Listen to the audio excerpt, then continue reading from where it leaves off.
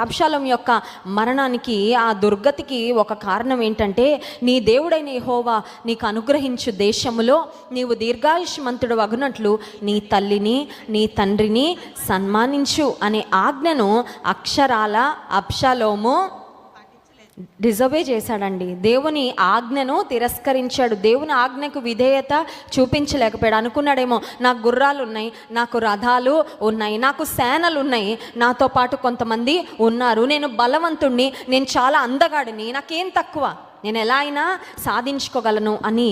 కానీ అతని జీవితంలో ఒక భయంకరమైన విధానంలో తన జీవితాన్ని ముగించుకున్నట్లుగా చూస్తున్నాం. కానీ అటువంటి స్థితి, అటువంటి గతి రాకుండా దేవుడు తన ప్రజలకు ఇచ్చే కృప, దేవుడు తన ప్రజలకు చూపించే ఆ ప్రత్యేకమైన కాపుదల ఎంత గొప్పదో ఆ తర్వాత లేఖన భాగంలో మనం గమనించగలం. 18వ వచనం, వారి ప్రాణమును